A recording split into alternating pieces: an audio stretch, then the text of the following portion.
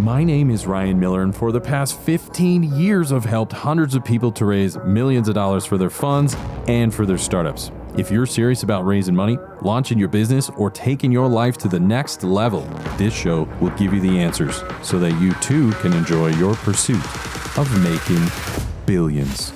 Let's get into it. Have you ever struggled to get your company or investment fund to rapidly scale? Do you ever wish you could just sit down with an executive that has done it and learned their system? Well, in this week's episode of Making Billions, I bring on my friend Sarah Sullivan. Sarah is the founder and CEO of SuGo Capital. She grew this company from zero to $500 million of assets under management in just 3 years.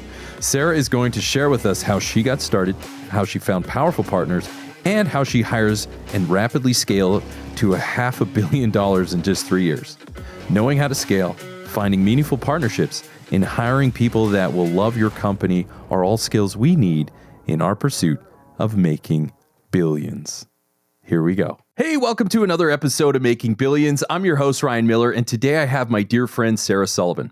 Sarah is the founder of a $500 million real estate fund out of California called SuGo Capital. Sarah is a renowned investor and speaker. She sits on the Forbes Real Estate Council and came ready to share with us her kick-butt methods on how she built SuGo Capital, as well as how she scaled from scratch to $500 million in just a few years. So what this means is that Sarah understands how to build businesses from scratch, but also how to scale them. So all elements we need in building a successful business, being a fund, a startup, or otherwise. So Sarah, welcome to the show. Thanks for having me, Ryan. I'm really excited to be here, and hello to all the listeners. And I really appreciate your giving heart, your generosity of, having people on your show and really generously focusing on how can you really add value to people's lives. So thanks for having me. Well, thank you, Sarah. You're very kind.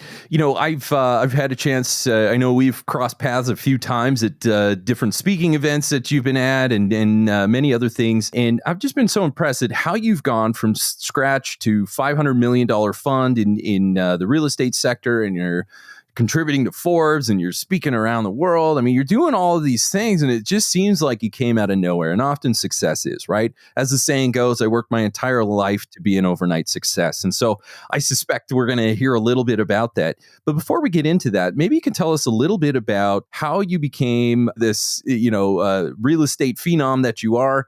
Where did it start for Sarah? Okay. Yeah. And a lot of people do say that to me, like, wow, this all happened overnight.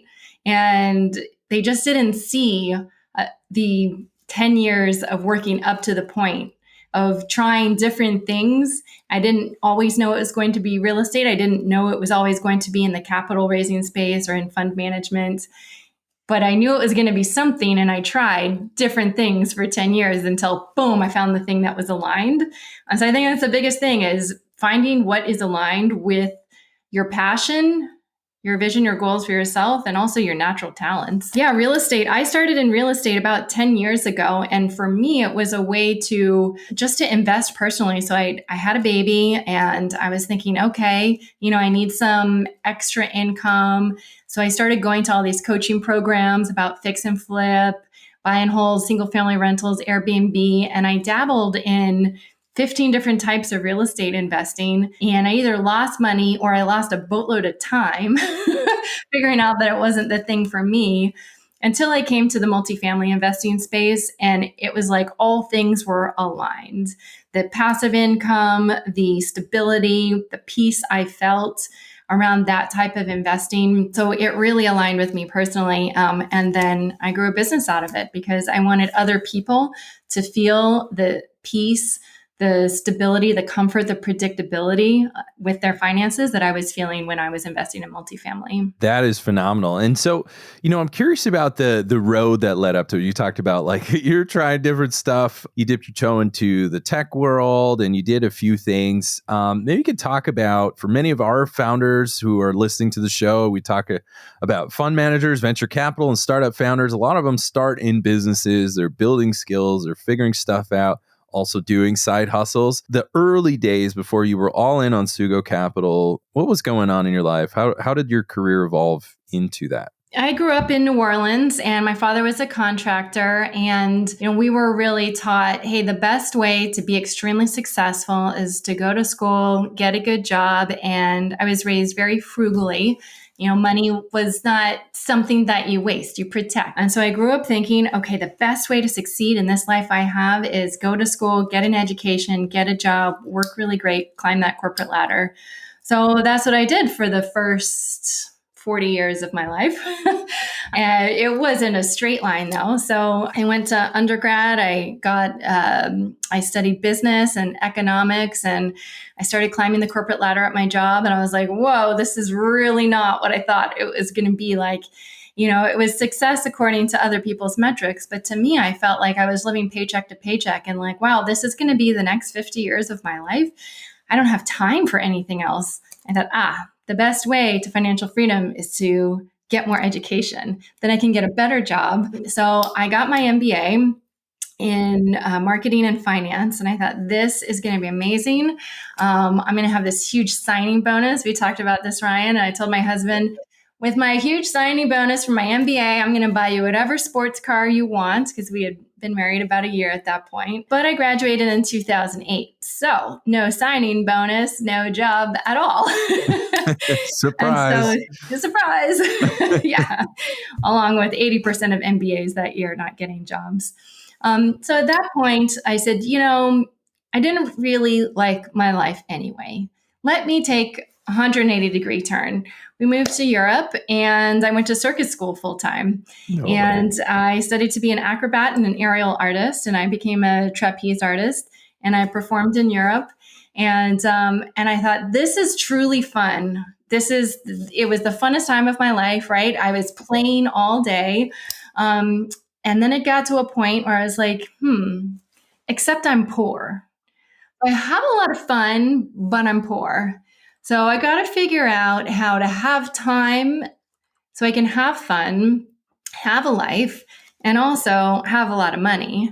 And so I wasn't sure what that was, but we moved back to California, had some babies. Fast forward to going back to work, I thought, okay, now I'm going to climb that corporate ladder again. This is going to be, my next chance. And so I went from individual contributor, manager, director, worked at tech companies, educational institutions, worked at tech startups. And each time I moved, I was just getting a little bit bigger bump in my salary. I was really chasing that salary. And each time I got a little bump in salary, I got a huge bump in the amount of time I needed to spend at that job.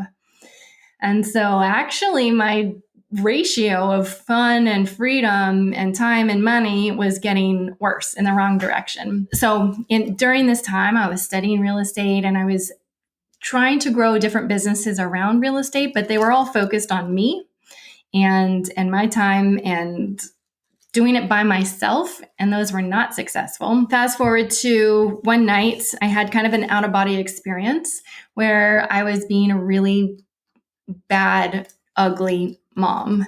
And it was because my life it had too much in it. And I was giving so much to my job and so much to trying to figure out, what side hustle is right.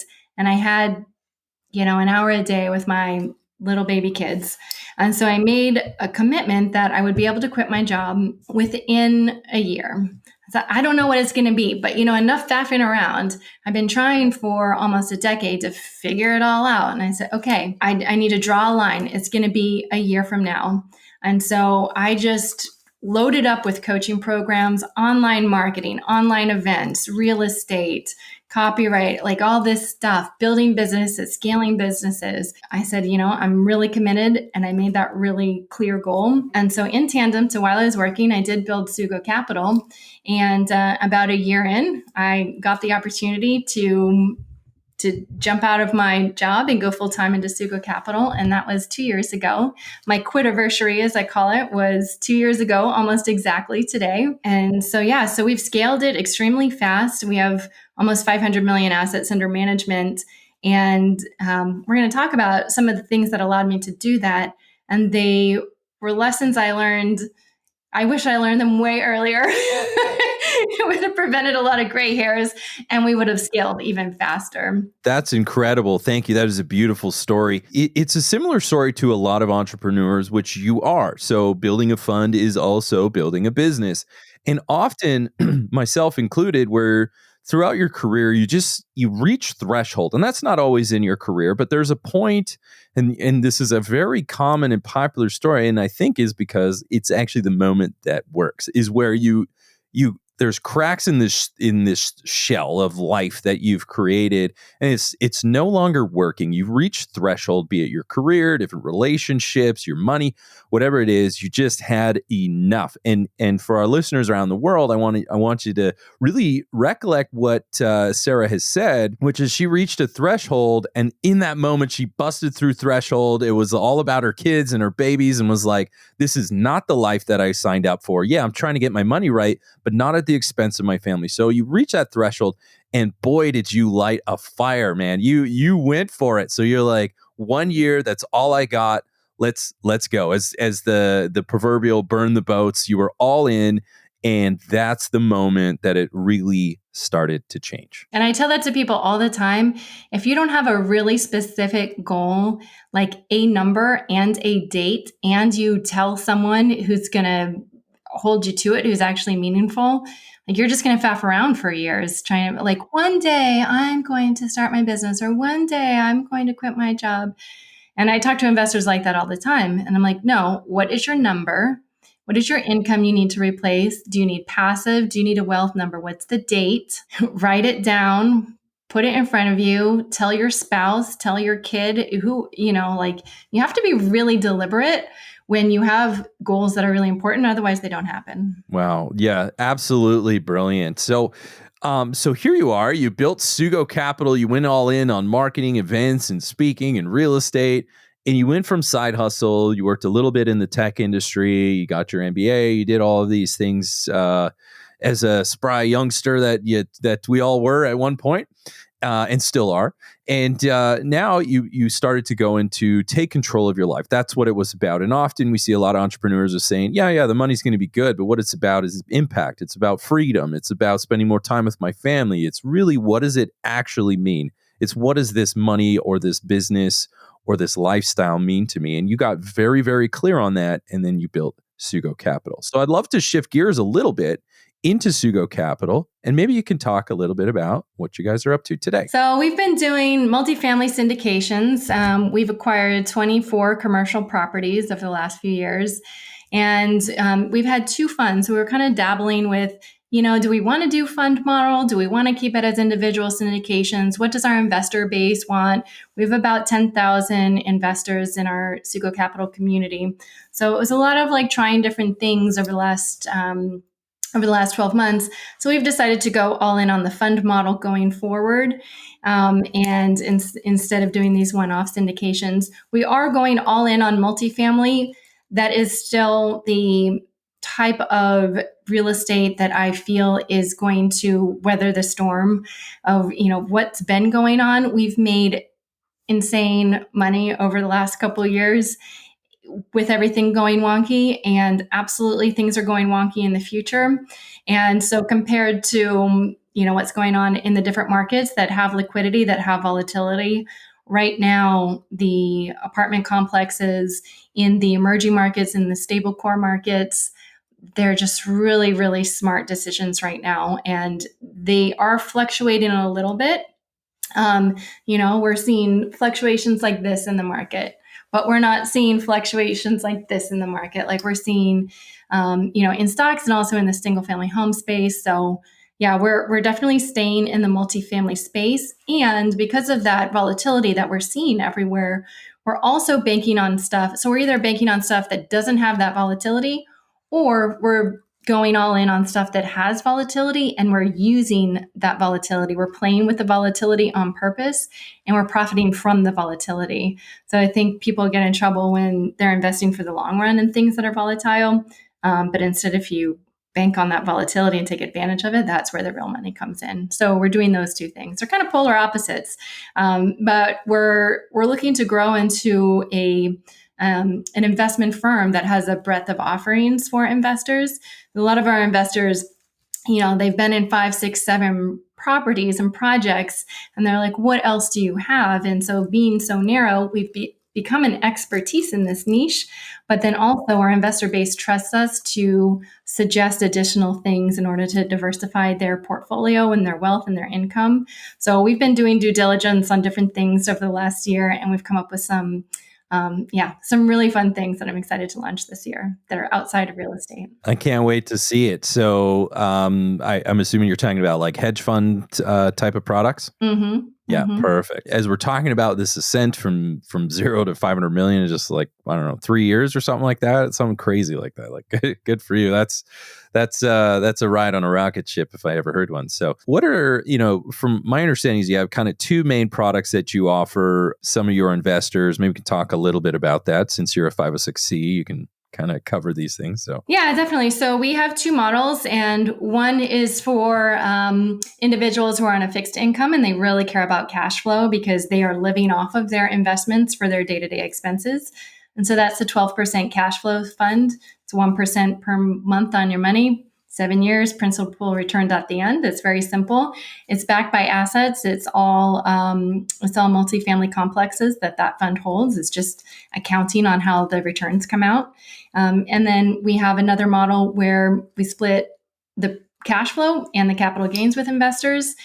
So what it turns into is an 18 to 20% annualized, mostly in the form of capital gains on the back end. And those are that's the new fund model that we're going to do, and one of our past fund models as well. That was the most successful with our investors. Wow. So you have something for everybody. And one of the things when for our fans around the world, I just want to highlight the brilliance of SuGo Capital and Sarah. So when you're talking to different people who have different objectives, a lot of the times because they're at different phases in their life. And so in the early phase, you're just, when you're young, you're maybe got your first job as an analyst or, whatever it is that you're doing. You want to grow the capital. It's not so much cash flow based. And so Sarah, you and I were talking a little bit offline here, but you were bang on figuring that out, is to say, well, I'm going to be talking to all kinds of people. So our founders, whether you're in a fund or a different business, really understand the persona or the market that you're addressing and the different people within that market and what are those needs and how does your product satisfy those needs, right? So you did that. Every startup does that, and you did it, and you were handsomely rewarded for it. So, finding those people who are saying, I need cash flow right now, probably later in the phase. You anticipated that, you created a product for that, and it hit and it landed well. And then the other people to say, on the other side of that spectrum, I also have a product. If you don't want cash flow, you just want to grow. Well, it's grow time, as they say. So you definitely had something for growth and something for cash flow, and you were able to absolutely dominate your market. I mean, my jaw has hit the floor when I found out you had 500 million AUM in 3 years. I was like, oh my gosh, this is amazing. So absolutely phenomenal. Kudos to you for figuring out who is your market and building a product around what your product wants. We see that in VC. We see that in every kind of startup. We call it product market fit, and you absolutely nailed it. So I want to illustrate the power of nailing product market fit. Yeah, and I always say to people, be really clear on who you want to serve with your business, because that'll help you align. I don't have to sell people on my investments because I know who I want to serve. I know what they want, and then I built what they want, and so then they just want it. And I didn't just guess what they would want. I did surveys, I did conversations. I did conjoint analysis to say, would you prefer this or would you prefer this in my surveys and stuff like that. So it wasn't, it wasn't me just coming up with something and then trying to, find something that fit. It was very purposeful. I knew that I wanted to, we talked about this a bit, growing up, since money was something that created nervous energy with my parents and with my family. Money was a nervous thing. It's not that we were, homeless or broke, but it was a nervous thing. It wasn't bountiful. It was something that was held tight. And there was nervous energy around, is there enough for the future? How do we invest it? There was nervousness. And so carrying that nervousness, even when I was, in corporate making a good salary, I had that nervousness. And so for me, when I found something that gave me peace, I immediately thought of my mom, and I said, I want my mom to have this peace. And I want other people like my mom to have this peace, this peacefulness, knowing, oh, I found a place to put my money. I know how it's going to grow, and I am happy with those returns. And, feeling financially peaceful, having calm energy around their money, that is really, really, really the core of my business and what I set out to do as I grew my business. And, I had my financial goals in the early days. And when I hit those, I sent an email to my investor base and I said, I hit my goals. Thanks everyone for being a partner on this journey. And I had an outpour. I was crying because the emails I got back from our investors saying, you changed my life. I was able to retire earlier. I was able to retire more comfortably, more luxuriously. The peace that people felt knowing that they had invested with me, I was like, okay, wow, it's not about me anymore. Like, I've impacted lives. I get to impact more lives. So there's a lot of people who already know about multifamily syndication and they're all hooked up in the network, and, that's all good. But there are millions and millions of people who would love to hear about multifamily syndication and invest in it, who haven't. And so those are the people I was reaching, and they were just so excited. So that's why I went that day. That was on my birthday 2 years ago, when I was like, oh, it's not about me. I'm impacting lives. I'm creating peace around money energy for people.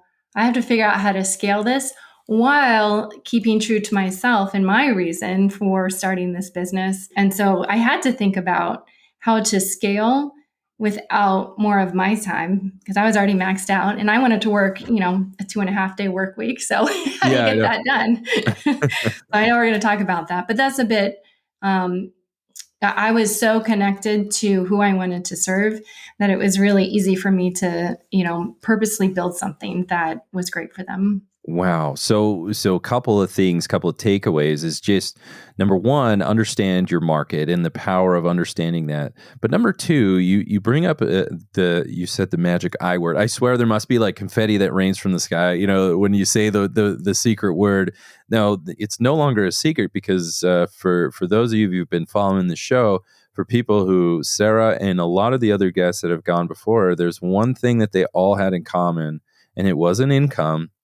It was impact. Yes, I guess income as well, but it wasn't the driver. The income was the output, but it was the drive for the impact that was the input. And so when it clicks, that's that next threshold where, just when you cranked it up after you had that realization that you created a life that wasn't acceptable and you created circumstances, you changed those circumstances, and then you found another gear again when you realize this is bigger than me. It started with me getting my life right, getting my money right, getting my time right.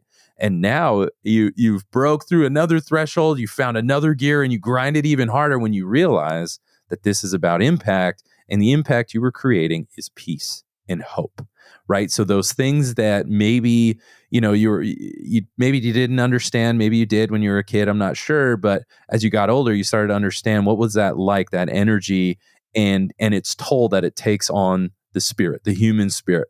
And so you're starting to affect people on such a deep level by holding your light and pursuing your dream. You were able to create peace and hope for your investors. So that's absolutely, we call it, in your world, it's called investors, and in the startup world, they're called customers. But either way, these are people that came to you to solve a solution, and that solution that you provided was hope. So kudos to you. That is absolutely phenomenal. Really keep a really tight pulse on your clients, your investors, whoever you're serving, because we came to a point where, once you have staff, you can get quite removed from the people that you're serving. And to me, I felt a bit empty. And then I got back in touch and really connected again with my investor base. And then that's when I heard what they wanted next. Like, okay, now we want some investment that's, like this over here. And so now that's when I'm like, oh, okay, I get to build something else for them. So I'd say just don't lose touch with your customers, your clients, your investors as you grow. So that is powerful advice, because very often you build a company and then you're a victim. We'll say victim. Don't feel bad for us, but you're a victim of your own success. You become a CEO and you got this whole like organization below you or beside you or whatever, all around you. I guess you're surrounded on all sides. And what Sarah did is she kind of stepped down from the throne, so to speak. You didn't say that. I certainly did. You stepped down from the throne and you said, you know what? I need to keep my finger on the pulse. And what that means is I need to really stay close to my customers that I serve. That's where it started. And that's where it's always going to be, is very customer centric. In your case, investor or LP centric. And so because of that wise decision, you were able to figure out new products that you should release because you kept hearing them, you were listening to them, and you were very up to speed on the impact and the needs that were desired from your investors. So I absolutely Exactly. love You that. got it, Ryan. Yeah, bingo. So hey, you're teaching me. This is great. So and are you guys accepting investment capital right now? Are you still fundraising right now in your fund? Yeah, we always have something open. And so our homepage, SuGoCapital.com, it has our open offerings. So we have a new development project in Phoenix, and we have our cash flow fund is open. And whatever we have open, we always have it on that front page. One of the things that I absolutely love doing this is we have these key takeaways. I warned you I was going to ask you about some of the key lessons that you've learned, and you've been very generous in sharing those already. I'm wondering what are some of those areas or some couple of things that you can provide now that you have the benefit of looking back. Hindsight's 2020. So you now have that benefit of looking back and to say, here's some things I liked, here's some things I would have done differently. But I'm curious, from your perspective, what are some of those areas that you might be able to suggest for people just starting out? Yeah, so you heard about the decade or so of me faffing around. So that was when I was trying to do things on my own, like solo Sarah during that time. And I didn't make much progress because I was trying to be everything in the endeavors I was trying to do. So when things really took off is when I found, what was aligned with me, the multifamily investing, and the right partnership. So I went to the head coach of a program I'd been through, and I said, "Why aren't you 10 times as big as you are right now?" And with his answer, I said, "Those are exactly things that I can do, I want to do, and I'm great at." And so we partnered up and we blew up each other's portfolios. And that's when it all took off because he had an expertise in asset management, in running the properties. He had the long time business relationships required for the brokers, the lenders, etc. And so when we partnered up, we both really took off. And I wish I had done that sooner. I wish I had partnered sooner. And it is so much nicer to have 50% of a huge pie than 100% of a little tiny pie. Yes. Yes. Wow. So would you say that because, there's a point and maybe that's at the beginning or maybe it's later on in your journey. But at some point in the founder's journey, you got to hire a partner. You need someone who you can lock arms with and say, let's go take on the world. We're going to really tear this thing up and we're going to do awesome things together. Would you say like finding a partner way ahead, way, at your level? I mean, where do you find them? What kind of partners do you like? Really, let's dive deep into this partner thing. Yeah, it's a good question because I think a lot of people do this wrong. So a lot of people, they go to meetups or networking events and they find someone who's like at the same level of experience that they are or the same level of ambition as they are, and they try to partner up. So when I was in the tech space, in the startup space in Silicon Valley, one of my CEOs, he said, "Oh, I'm going to such and such meetup," and I was like, "Well, that's like." Our startup at that time had like 80 people. And what he was going to was for CEOs of companies that had thousands and thousands and thousands of people.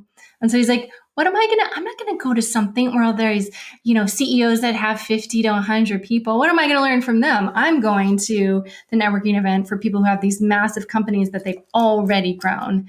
And there's no point. And I was like, yeah, I mean, now that you say it, duh. But so a lot of people, though, in whatever industry you're in or whatever profession you're in, lots of times people meet up with other people who are at the same place they are. And I would say, don't do that. Take yourself out, go put yourself in the room with people who are way ahead of you in the area that you want to excel in. So, who have already been doing what you want to be doing for the last 10 years, who have already reached the goals that you want to reach. And just, make that your network and ask them, hey, what would be valuable? What's a gap in your business that you need filled? And if you hear of a gap and it's something that you're like, that is what I want to do, and that's what I'm really good at, then provide value to their business, help them grow their business. You're going to get swept along in their success.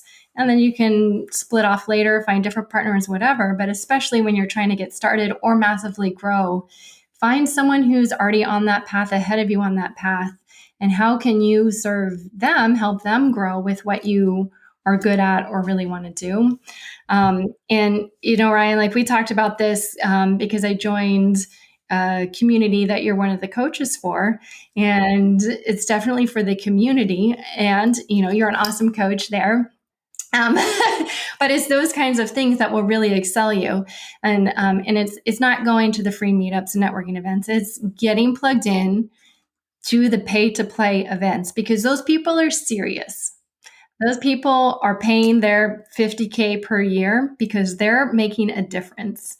They are paying attention. They're in that room. They have big goals, or they've already gotten there and they're looking for you to help them get to the next level, because they don't want to do a thing that they're bad at, and they're looking for the person they can plug in to help grow their business, So those are always the rooms that have really, one moment where it's like, whew, something happened. I linked arms with someone, and then everything took off. Oh, I absolutely love that. And yes, so thank you. You're very kind. I get asked that all the time from a lot of people who are starting out, much like when I started out and you started out. We were all in that position. We were beginners at one point. And a lot of them do reach that point of saying, you know what, I'm feeling like I need a partner. This feels like a lot. And I said, yeah, okay, maybe it is. That's relative to your capacity. But either way, yeah, I get it. Eventually, you're going to need somebody like right there with you the whole way, and the light bulb just clicked for me as you were telling your story, because that's where it started for me.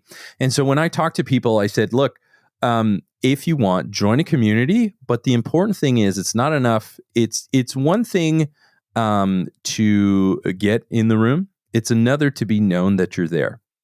And so one of the ways that you get to known for being there is by actually being generous. And so I challenge everybody, and anyone listening to this right now is saying, you would be surprised at how far generosity in the right community will take you. I recently linked up with, I won't say their names, but some very famous influencers. And like, to me, right, these are these people that are just heads and tails in their career, and I have so much admiration for them. And then they accept my friend request or whatever they could, connection request. I don't know what they call it anymore, but anyways, we're connected. And literally they wrote me an email and said, is there anything I can do to serve you? And I was like, you want to serve me? What? And it clicked. And I was like, this is what I teach everybody else, is to say, being generous can make you very well off, because if you truly want to build a relationship, be someone who is known for giving instead of taking. And that's why, and you and I talked about this, that's why a lot of people don't go to these, these meetups, these networking. It's almost like a gross word to say the word networking anymore, because everyone's there to take, right? Hire me to be your dry cleaner, or your attorney, or your accountant, or, whatever, or vote for me in the next election. And so you get a room of people who are there to take. And unfortunately, anybody with means or the ability to help you, or anyone who's at that higher level that you talked about, they don't go to those things. Why? Because everyone's there to take. And imagine finding a community that Sarah's talking about, where you're in a room where everybody's there to give. What a different experience. Who wouldn't want to find a partner in a room like that? I would, you would, we all would. And so being generous in the right community can absolutely lead you to make the relationships that can change your life. It's happened for me, and it's happened for Sarah, and I know it'll happen. If you're hearing my voice, it'll happen for you too. So that being said, where have you found some of those communities? You mentioned masterminds. Any other areas? Yeah, masterminds, coaching programs. Those two. Masterminds, coaching programs? Of those two. Yeah. Okay, that's wonderful. These are real things that you can implement today. So, and it's often in an area that, I don't go to real estate masterminds, because also everyone in those, they often end up doing the same thing the same way. And so you're going to get a competitive edge if you go to a mastermind for a different industry or a multi-industry mastermind, because you're going to learn, wow, there's so many different ways to do this. I never thought of and apply it to your business. So you can be innovative just by listening and applying someone else's idea in, the tech world to the real estate world you're in or whatever it is. And you can do the same for them. You can say, oh, I know you've been head down in this tech space, but we're doing this in the real estate space. I think it would be cool. And they're like, whoa. So there's all kinds of innovation that can come out of it, just because you're applying things cross industry. I love that. And one of my good friends, Brent Mott, he's over at SuGo Capital. He started out, he talked about, he would pitch at these real estate meetups, and he would talk about making money in storage units. And people are like, wow, that's really great. And it was good. And then he realized everybody knows what I'm talking about, probably has got capital deployed in this sector. And then he shifted to a different vertical. I think he said hedge fund meetups and stuff. And he was like, I'm going to talk to you about real estate. And they're like, first they're like, what is this guy doing here? But then eventually they realized the wisdom of saying, yeah, keep doing hedge funds, but maybe I need to diversify in this other sector. And so that's exactly your point, is you're saying, don't get caught in the echo chamber, diversify these different communities. And then I'm adding to that is to say, and remember to be generous, and also just keep your eye open to say, am I in that right community where people are willing to give and support, whether that's advice or a listening ear? Coaching is certainly part of that. So finding those different verticals and those different groups, avoiding the echo chamber, can certainly help you to find and scale into different communities.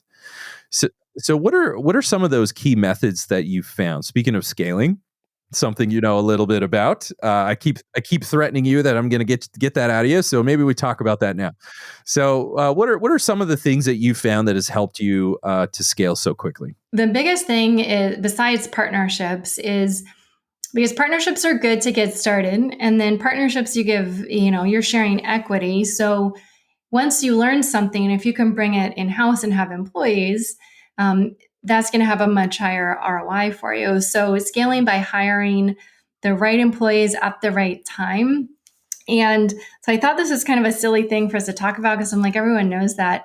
But then I had a conversation just an hour before we jumped on with one of my larger VIP investors.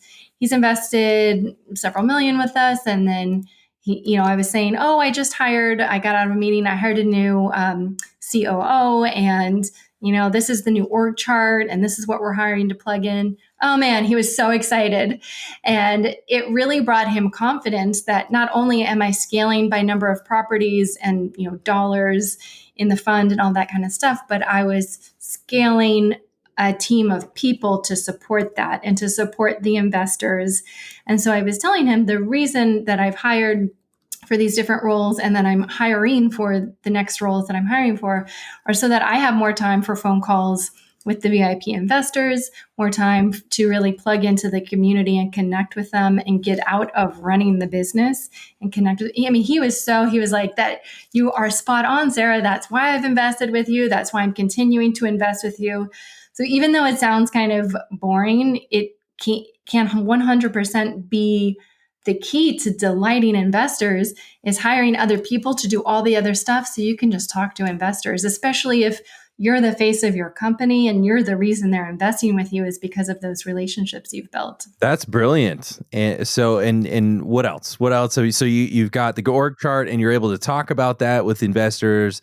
So you're able to illustrate your scalability. You can use that as a selling point with investors, or at least a point of building confidence in you and the way you think and approach business. What else have you found? Well, to expand on that, because we've all seen companies, investment firms, anything that have scaled too quickly and then they collapse because they don't have the infrastructure in place, or they lose track of what they're doing, and an investment goes bad because there's just too much on everyone's plate. And so investors very much appreciate a proper scale plan. So I'll say, for people looking to scale, some of the things I did wrong in the beginning. So I had only been in corporate America. You hire full-time people is what you do. So I had, run these departments where you hire full-time people. So I initially, when I was building SuGo Capital, I hired full-time people. And because we were small, I had them wearing lots of hats. And there were lots of failures because even though I might be good at wearing lots of hats, passing lots of hats to someone else doesn't always work. It's hard to find. So I was cycling through a lot of people. And it was a waste of time because I was training them. They weren't happy. I wasn't happy. Got the next person, etc. So then when I shifted, and also something I was doing was I was like a little bit insecure about the size of SuGo Capital, and so I was trying to make it sound really cool and like this really cool investment firm. And you want to work for us because we're just like really cool and fun. And this job is going to be really cool because of X, Y, and Z. And they really are just things that I wanted to take off my plate because they weren't fun. So when I shifted into saying like, okay, here's the thing I don't want to do. I'm going to make it sound really boring, but really truthful. Like exactly what does the person need to do? This is the job description. This is one job, and this is 10 hours a week post. This other thing I'm taking off my plate. So I looked at things that either I was not competent at, or things that I was okay at, but I didn't like doing. And those are the things I started taking off of my plate first when I looked at my week and categorized my things that I was spending time on. So then there was something else like, well, I mean, I'm okay with this, but I'm okay at this thing, but I really just don't like doing it. Okay, this is 20 hours a week. I made a job description for it, posted it, and it made it sound really boring. And then whoever found it, that was excited about it, I was like, wow, if they're excited about this, they're going to be really excited when they actually come on board because I'm more fun than that. But they were totally okay with, the routineness or the, exactly what the job was. And so I was able to find better fits that way. And so I initially had a whole bunch and still do have a bunch of part-time people working from home that work on a very specific piece of my business. And they love it. They're great at it. And I found just a much better way to scale than trying to have fewer employees, but have them full time. And they're trying to do things that they're also not competent or excited about. Wow, brilliant. So now you have these specific job descriptions. They may or may not be full time, but really the point that you're drilling down is not first you're focused on how do I get it full time and give people enough work to do these hours. And then you shifted to say, you know what, that didn't really land the way I had hoped. So now I'm just going to find a 10-hour a week person or, 27 and a half, something, anything weird like that. I don't know. But then you're saying, yeah, I don't know. Yeah. So, but the point is saying all you do is do this one thing for me. That's all I need is 10 hours. And honestly, we're in this gig economy. Like that's not a big deal. Like people have their own little consulting businesses just to do gig work. So it's like, it actually lands, again, one more time, you nailed it on landing and knowing the market and how to navigate through that. So good for you. So, we've talked about hiring. We've talked about finding partners. Maybe the third thing, one more thing. What's one more thing that you found that's somewhat helpful to people launching their business or investment firm? I think it's easy to become really hyper-focused on what you're doing when you're trying to grow a business, like we said, hiring the people, managing the clients or the investors, and really focusing on, your product or your investment, because you're growing. There's a lot of stuff that can occupy your mind. I have Monday and Friday are days that I don't talk to my team. And those are days for me to think and learn. And so I'm researching what's going on in the world. What are all the things that can impact supply chain for my new development projects? What are things that will impact, the markets that I'm in, the economics of, where I have my buildings? What market should I be going into next? So really thinking, like allowing yourself, and that's the importance of scaling and hiring really great people so that you can take a step back and allow your brain to learn and expand and look at all the things happening in the world that can affect your product or your investment in the 1 year from now and 5 years from now. So I think that's really fun to do a SWOT analysis. Like what are the opportunities and threats to your business in the next 1 year and the next 5 years? and constantly looking at that, because there's no such thing as an evergreen product or an evergreen. Well, okay, I shouldn't say there's no such thing. There's a few things that have been the same for the past 50 years that people love still. But pretty much, usually you have to innovate, you have to switch, you have to pivot. So being ready for that ahead of when you need to do that is really important. And usually there's no evergreen investment. Like something might be a great investment right now. And so jump on it. When you see a good investment, it's a good time, jump on it. And then always be on the lookout for the next thing. So, when you have money, that's part of your job, is being a good steward of that money. And so, that's part of what I'm doing, is always looking at additional investments to offer folks. And something that I think is really relevant right now, if you don't mind me jumping into it, Brian, is some of the shifts going on, sorry, Ryan, and going on in the real estate space, and how people are like, oh, well, the crypto, there's been crashing, and then the exchange, there's all this like stuff. But then there's also like the backbone of it, the tokenization and blockchain, and people wanting to apply that or bring that into the real estate space. And there are institutions who have already committed to that and are going forward with that. And so thinking about how things like that, looking at a few steps past that decision. So you see politicians do this a lot, where they're like, oh, there's a problem, here's a fix. Okay, well, that fix created these 20 other problems. Did you ever think about that? And so I think that's what some people are doing in the real estate space. Like, oh, there's a problem of liquidity, and in these funds and in commercial real estate, they're great, but my money's locked up for 5-10 years, whatever it is. So, ooh, cool. Tokenization, like we can make it so it solves that liquidity problem. But things that are highly liquid are highly volatile. So when you introduce liquidity, you introduce volatility. So if things do progress and these kind of two ideas do merge, then real estate, commercial real estate, as it has been, the peaceful, steady, non-volatile investment, could turn into a volatile investment. We saw it with when Robinhood became really popular, and the markets got even more wonky than they were before, because you had people who thought they knew what they were doing, and they did not know what they were doing, and emotions come into play, and they created wonkiness, they created volatility. And so if we do that same thing in the real estate market, make it really accessible to make quick trades, we're going to introduce that volatility, that wonkiness, that emotional response. And we saw things happen like with the Great Depression, the run on the bank. And then we saw that with REITs recently, where people were trying to take all their money out of the funds, and the large funds put a cap and said, hey, we're going to protect these investments by saying, investors, you can't take your money out.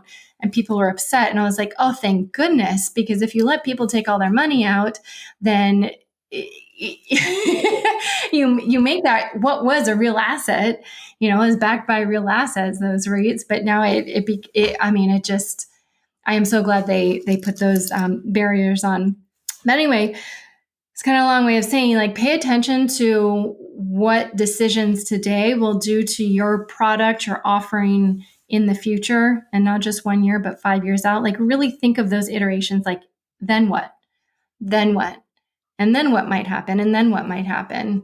And that's one of the reasons we talked about at the beginning, that we've been over the last 12 months evaluating non-real estate investment opportunities, so that we're personally, like me and my home and my personal money, is prepared for what if real estate does become volatile, if it's more liquid.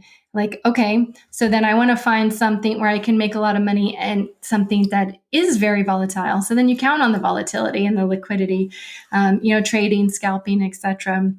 So thinking about big picture all the time. I know I went on a tangent, but no, you're doing great. That is beautiful. And so, really understanding your market and the competitive, or any force, really, not just competitive forces, but any force that can kind of push the lever and change the winds, we'll say. And that helps you to, as the saying goes, you can't change the wind, but you can always adjust your sails. And so making sure you understand the way not only the wind is blowing now, but staying close to it, making it a habit to do that and monitor those changes so that you know how to quickly adapt. are fundamental in running that business. So I absolutely love that. So as we round third base, Sarah, is there any other things, any way that people can get a hold of you, or any other final closing comments that you'd like to share? I always love to talk about investments in the investment space. So yeah, if people want to get in touch with me, sarahs360.com, SARAHS360.com. That has all the ways to get in touch with me. It has everything on there. How to book a call, my website, all my social media, my email, my phone number, everything. sarahs360.com. And yeah, it has our website, which has our investments. So yeah, get in touch. We'd love to have you. We do live events almost once a week where we're doing free education for investors. So if you jump on our email list, you'll have access to all of those speakers, all of that information. So yeah, that's me. Thank you. That's absolutely brilliant. And, truly, thank you for coming on the show and sharing your time. And, as we wrap things up, just to consolidate all the wisdom, that was a deep well that Sarah Sullivan has shared with us, coming straight from your heart, your soul, and also your company, SuGo Capital, that you built to this behemoth in a few years. So to summarize things, just finding partners that are operating at a level above you, being generous. And if you're a CEO, make sure that you don't get too caught up in the organization, that you forget to stay close to your customers. And finally, stay close to those changing forces affecting your industry. You do these things, and you too will be well on your way in your pursuit of making billions. What a show. I hope you enjoyed this episode as much as I did. Now, if you haven't done so already, be sure to leave a comment and review on new ideas and guests you want me to bring on for future episodes. Plus, why don't you head over to YouTube and see extra takes while you get to know our guests even better. And make sure to come back for our next episode where we dive even deeper into the people, the process, and the perspectives of both investors and founders.